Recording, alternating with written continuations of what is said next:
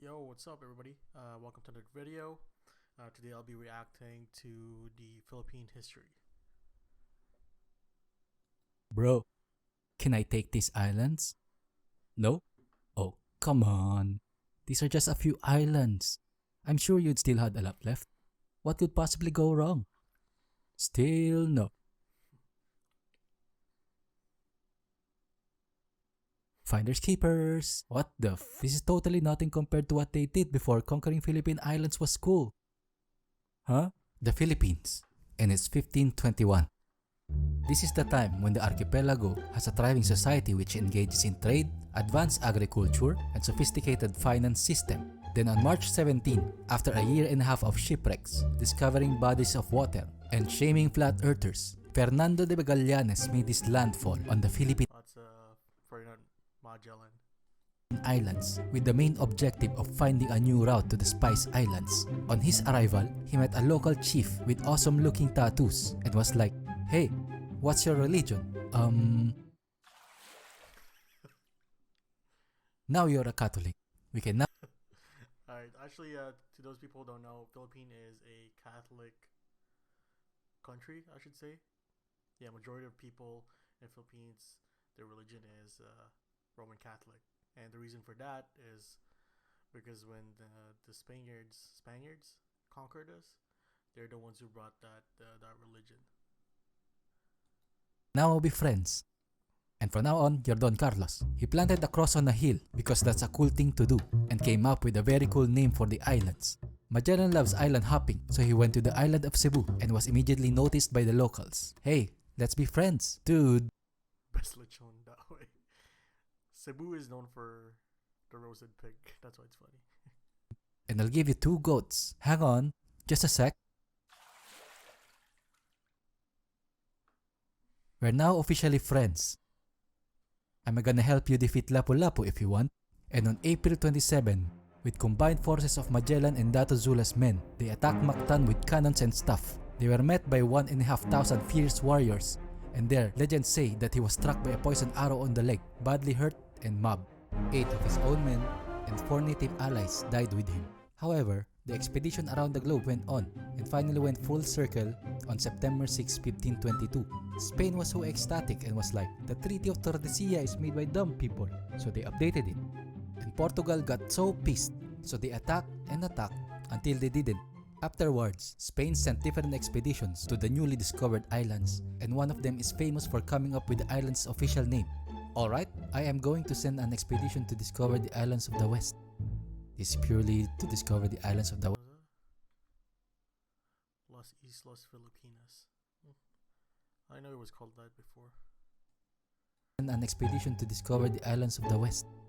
It's purely to discover the islands of the West, not conquer some islands. Yup, purely to discover the islands of the West and not conquer some islands. And they were the first to conquer the islands before it was cool. On February 1565, this fierce-looking man came by the islands with 380 men. He did not meet much resistance, and in fact, man came by the islands with 380 men. On February 1565, this fierce-looking man came by the islands with 380 men.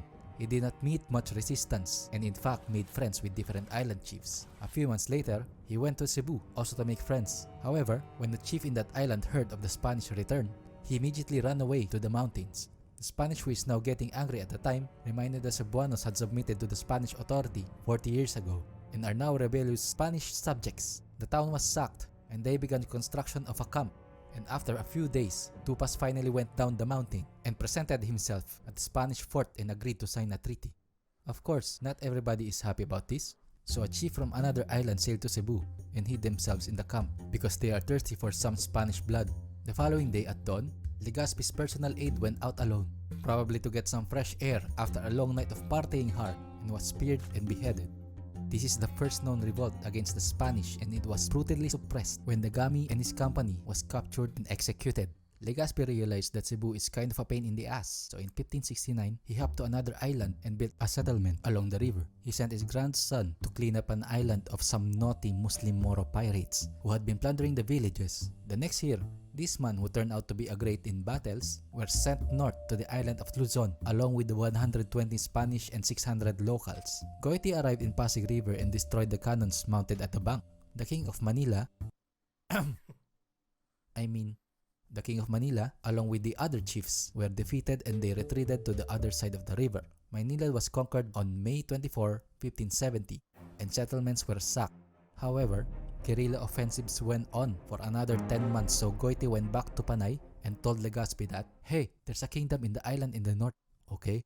And I have partially conquered it. But guerrilla offensives are now going on for 10 months. Okay, and it's rich. Let's go.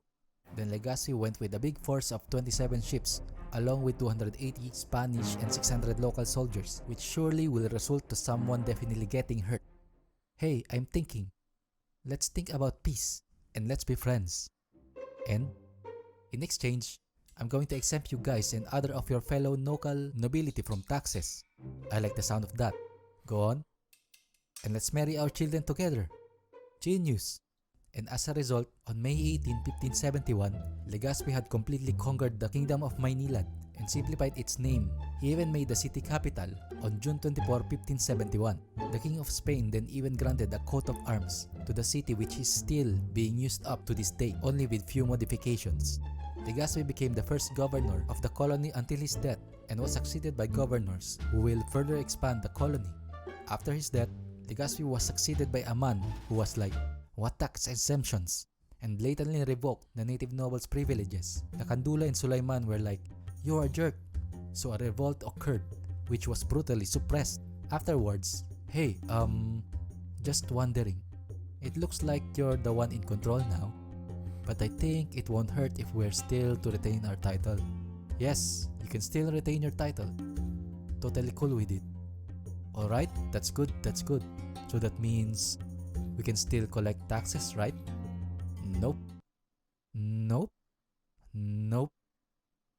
The local nobles soon realized what's going on and conspired with each other to kick the Spanish butt out of the islands. They even asked the help of a Japanese to help assault Manila. However, more than a year has passed and their plot still has not been finalized. In the end, their plan was discovered by the Spaniards when a traitor revealed their plans. As a result, the conspirators were all punished, with some put to death and others exiled. The Tondo conspiracy will turn out to be the second largest revolt plotted against the Spanish. The natives, seeing their leaders executed, were shocked, which may be one of the reasons why no revolts of such scale will be put together for the next 300 years. Alright, now everything looks settled. We know this is your land, so we want to be fair. Let's have a vote on whether or not you want the King of Spain to rule over you. Those in favor? Those are not? It's decided. The King of Spain will rule over these islands. After the 1599 referendum, Spain's rule over the islands was sealed. Now, let's install a government. The first task was to relocate the locals into settlements that looks very identical to each other. And then next is to establish a government system which resembled the feudal system in medieval Europe, because why not? Some selected Spanish people were granted estates in exchange of their services to the king and were given the privilege to collect taxes from its inhabitants. In return, the person who was tasked to provide military protection to its inhabitants, justice, and governance. So in times of war, they were duty-bound to provide soldiers for the king, in particular for the complete defense of the colony from invaders such as the Dutch, British, and Chinese. But there's one thing they forgot to put in the list of responsibilities, which is, don't be a jerk to your people. So in the end, many encomenderos committed abuses that made the people very unhappy, and this eventually led to conflicts between them and the priests. To make matters worse, the Spanish were like, it's in our standard operating procedure of colonization to make the locals suffer, and you are no exemption. Suggestions? Let us force 16 to 60 years old to work for us 40 days a year. Let us force the farmers to sell their harvest to the government and let's not pay for it. Let's ask them to pay for their personal identification.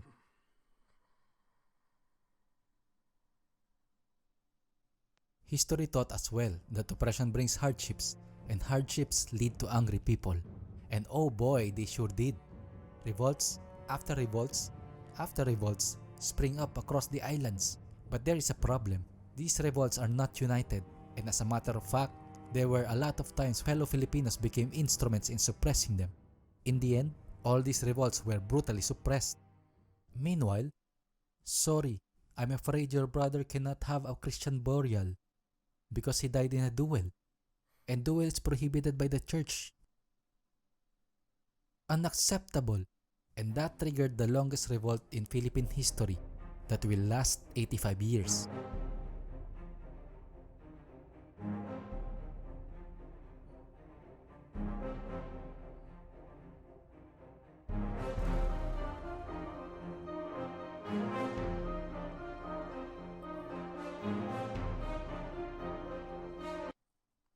There's a lot of things that I didn't know about Philippines that I learned from this video. It's a very well made video.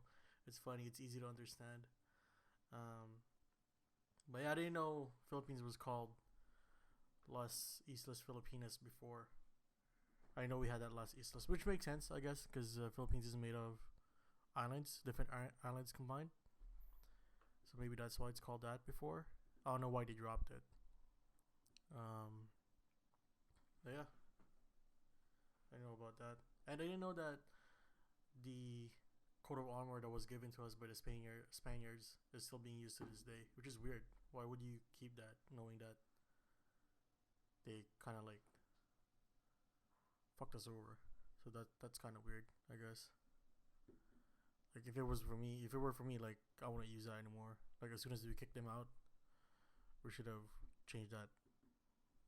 But hey, I don't live there anymore, so who am I to say? Anyways, that's about it. It's a good video to learn your history if you're Filipino, or not if you just want to know things about Philippines. It's still a good video. Anyways, that's about it. Not really sure how to end this video.